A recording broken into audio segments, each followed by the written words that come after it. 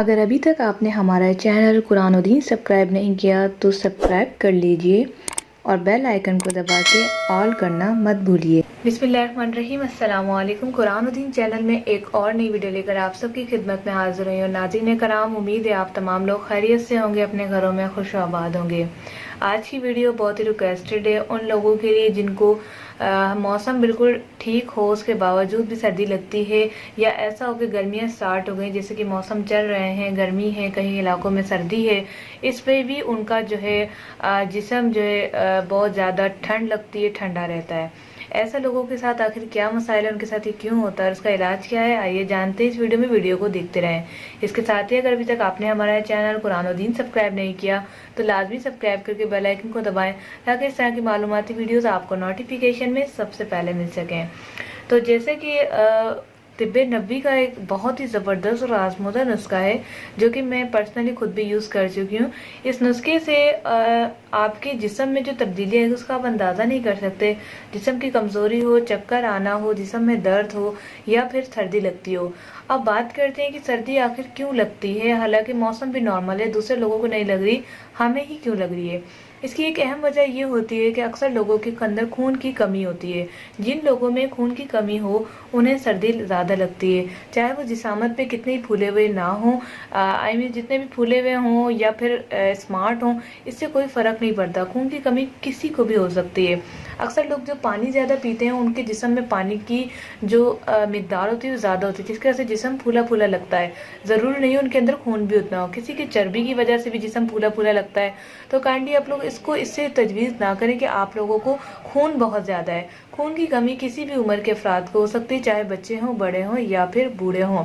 अब बात करते हैं कि सर्दी लगना, तो जब आपके जिस्म में खून ही नहीं होगा, सिर्फ हड्डियाँ होंगी या फिर यूँ कह लें कि चर्बी हो गया, कुछ भी खून की कमी होगी, रेड सेल्स की कमी होगी, उन लोगों के लिए जो है सर्दी का लगना एक अहम बात है, एक आम सी बात है।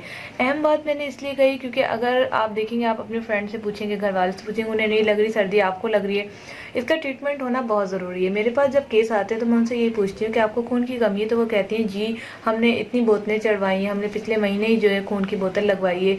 तो इस तरह की होता है। चलिए चलते हैं अब इलाज की तरफ। काफ़ी सारी बातें होंगी और आपको काफ़ी सारी नॉलेज मैंने शेयर करी।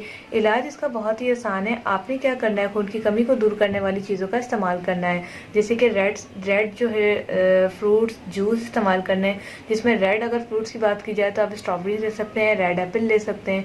इसके अलावा चुकंदर का इस्तेमाल ज़्यादा से ज़्यादा करें, इनका जूस निकाल के पिएँ।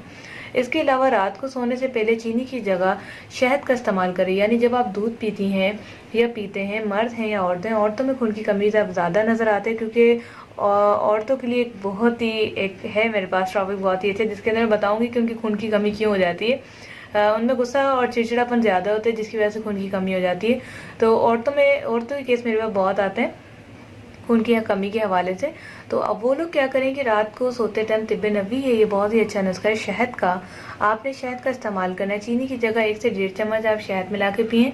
आप इंशाल्लाह ताला आप 3 ही दिनों में बहुत अच्छा फ़र्क महसूस करेंगे। इसके अलावा आपने रोज़ाना 1 से 2 अदद अखरोट का इस्तेमाल करना है।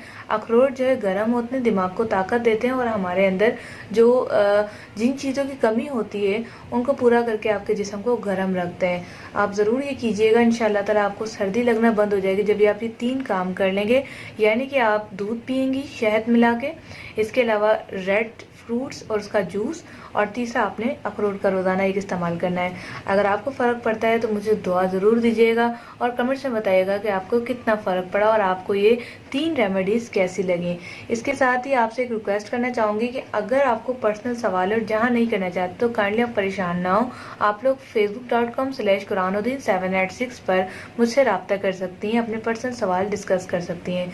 इस वीडियो को ज़्यादा से ज़्यादा शेयर करिए, कीमती मालूमात और आजमूदा नुस्खे दूसरों के साथ लाजमी शेयर करें, ताकि लोग आपको और मुझे दुआओं में याद रखें।